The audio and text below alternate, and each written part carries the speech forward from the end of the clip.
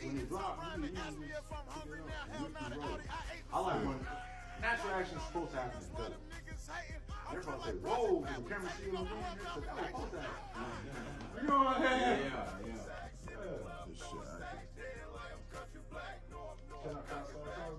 Well, hold on, make sure I got you. You can see me through that? Yeah. Play with it. It's gonna go. But, they used to call me Romeo. But where I got Romeo from was the yo at the end remind me of about like studio. But I sex, I'm coming to the studio. I'm coming to you at the yo. And all of a sudden, people start calling it yo. You leave me now. I'm at the yo 9 to 5. Damn, that happens. I like, first when you say nigga, everybody say nigga now. But I say Romeo because I don't want dudes to call me Romeo. It'll feel like feminine. If you think Romeo, you think Romeo and Juliet. So they call me Rome. And that's cool, but I ain't the one who crucified Jesus, so it's Romeo without the E. Rome, Y-O, R-O-M-Y-O, Hoover, like the vacuum cleaner, or the gang crib. Hoover crib, or Hoover is a form of acre. It's like a form of land. But God named me that for a reason. I just can't forget it.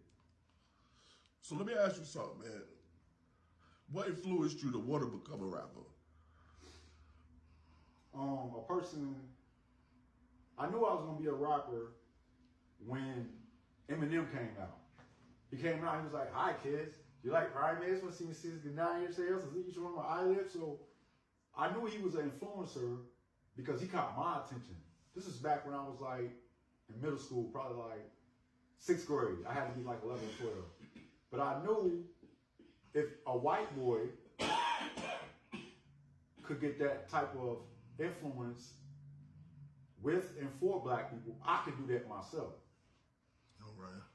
So Eminem is he like somebody who inspired you to want to do music? Okay. Yes. And if it wasn't because of Eminem, I wouldn't be lyrically talented like I am.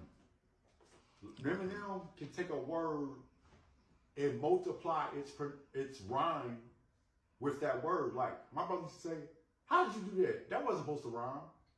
Because maybe it's a form of Ebonic in pronunciation where I say it, but I learned that from Eminem. Yeah. We're kind of like he rhymes every third bar versus rhyming each bar. Right. Yeah. Mm-hmm. Okay. So where'd you grow up? Charlotte, North Carolina. Born and raised. All right. And so you said you started rapping at what age? 10. Okay, so you've been in the game for a minute. About 26 years. Yeah. Now, this show is a show based on rappers in their 40s, but I found out, and I can tell by looking at you, you're not in your 40s yet. You know what I'm saying? Hair, bro. Yeah. Yeah. So, what I want to know is approaching 40. How do you feel? Like, do you feel any different than when you was in your 20s and you was trying to put your music out? Like, what is different? That blunt head. This guy got some good weed behind him. Yo, I'm thinking and talking at the same time, and I wasn't even talking. But a guy like Juicy, what was your question? Hold on, I'm smoking this weed too. Yes, it's a good thing. Yeah. So, approaching your 40s, is there anything different that you feel that, you know what I'm saying? Now. Like, time is now. Yeah. I can understand that. And like I'm at my prime, so why wouldn't the time be? Yeah. It's perfect. Perfect timing. How old are you, if you don't mind me asking? 36. Born 3/6/87. All right, man. Let's see. What I want to ask you is, do you feel like there's a lane for rappers that are over, say, because you know, like rap, man, they like, once you hit 30, they feel like we old. You know what I'm saying? There's always going to be that lane because the older generation ain't going to just look at the younger generation and say, I want to listen to this all the time. There has to be an older approach. And there's always going to be an older approach, a wiser approach. Yeah. I ain't saying they stupid, But a young rapper would never be an old rapper or somebody that can influence. Since the old rapper can influence the younger rapper, why not listen to the older rapper? That's the lane, anyways. Yeah. It's just that the older one allowing to happen what's happening now, and that's what the younger generation is doing. From their point of view, you might be able to do this or should do that, but the older ones are allowing it to happen. Is where I'm at. Okay. So, with that said, what success do you want to have from the music industry? Like, how do you, like, what does success look like to you? Simple as owning a gas station, all for investment, and doing it from rap. Okay, so you basically want to be able to take care of you and your people, and right, yeah, and change everybody's situation. Right. Yeah. All right. So that brings me to my next question. How would you feel if you never made it in music? Like, say if it never happened for you, it's just not in the cards. I would call God a liar. All right, that's a really good answer too. Yeah.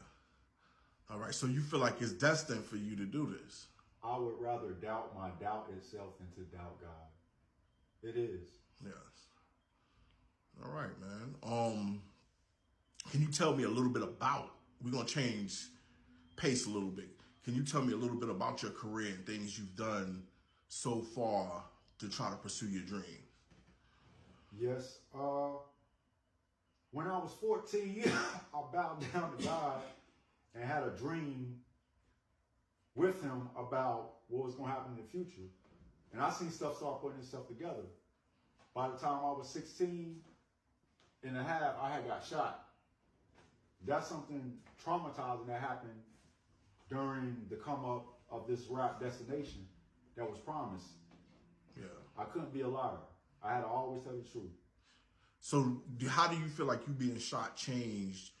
Did it change your music at all? Did it, like, what influence did it have in that sense? Nobody can ever say what I say in my music or out of my life. And what it did was it told me, since you're still alive from the gunshot, you're damn near everything God told you was going to have to go through, you was going to have to go through. Everything the promise said, because I told God, no matter what I go through, I ain't never going to give up. I didn't know what I was going to go through, but I knew something forced me or indoctrinated me to say what I said. And when I got shot, I was like, so it is true. He is telling me the truth. He said it's going to be something that you don't want to deal with, that you're going to go through. And when something hits you in your flesh, you recognize your flesh. You recognize you're human. I felt untouchable. I can shoot a nigga or shoot at somebody, but I'm walking calmer. It happened to me 15 minutes later after shooting at somebody. I don't lie. So I didn't feel like, I felt confused when I got shot. But the way it changed my writing and my music was, I can say what I want to say now. Yeah. More freedom. So you feel like you found yourself?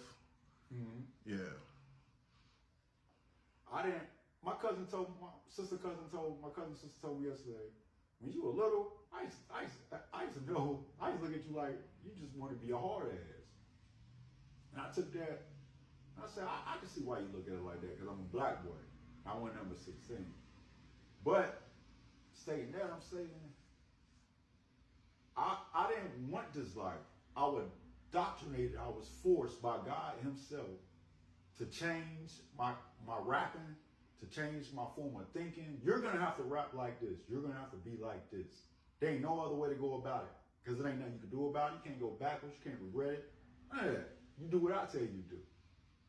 So after he let me get shot, it turned to disappointment in God. And it affected my rhymes. Sometimes I freestyle and I just say, F God. But I couldn't really say fuck with the CK guy. I always said, it wasn't nothing to say but for God, like for God. I'm for God, damn it. There ain't no God. His name in vain is my name. Hoover, damn it. Hoover there. God